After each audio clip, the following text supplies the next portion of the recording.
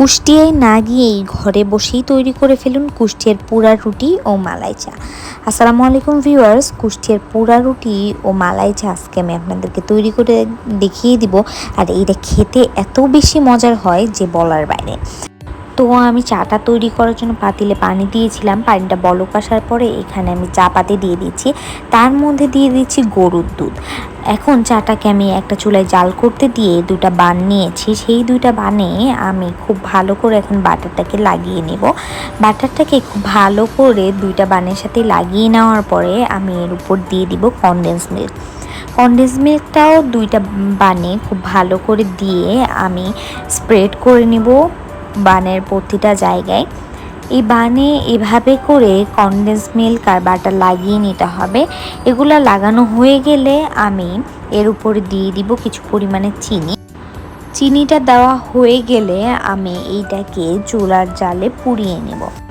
এখন বানটার মধ্যে আমি একটা নাইফ দিয়ে দিচ্ছি, নাইফ দিয়ে আমি চুলার জালটাকে অন করে দিয়েছি আর তার উপরে আমি এভাবে বানটাকে দিয়ে বানটাকে পুড়িয়ে নিচ্ছি। তো এভাবে করে আমার বানটা যতটুকু টাইমে পোড়ার সময় লাগবে ততটুকু পুড়িয়ে নিতে হবে। তো এভাবে উপর দিয়ে ধরে রাখলেই কিন্তু আপনাদের বানটা আস্তে আস্তে করে পুড়তে শুরু করবে।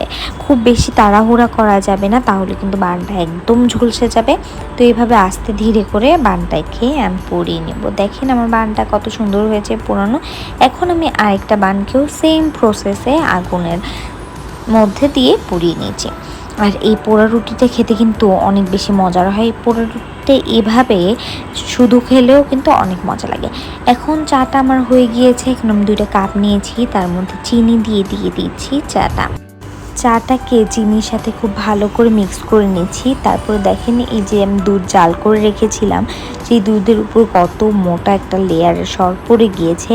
এখন আমি এই মালাইটাকে দিয়ে দিচ্ছি চায়ের মধ্যে। আর এই চাটা খেতে কিন্তু অনেক মজা লাগে। আর এই পোড়া রুটির সাথে চাটার কম্বিনেশনটা অনেক বেশি মজার হয়। তো মালাইটা দেওয়া হয়ে গেলে আমি একটু নাড়াচাড়া করে নিচ্ছি।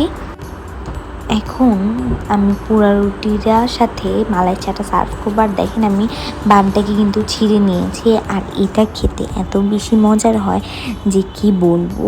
আপনারা বাসায় একবার এভাবে পোড়া রুটি আর মালাই চাটা তৈরি করে খাবেন। এই চা তৈরি করে খাওয়ার পরে আপনার আর কুষ্টিয়া যাওয়া লাগবে না। তো আমার রেসিপিটা কেমন হয়েছে অবশ্যই কমেন্টস করে জানিয়ে দেবেন। ভালো লাগলে একটা শেয়ার করে দেবেন। তো এই পর্যন্ত সবাই ভালো থাকবেন, সুস্থ থাকবেন। আল্লাহ হাফেজ।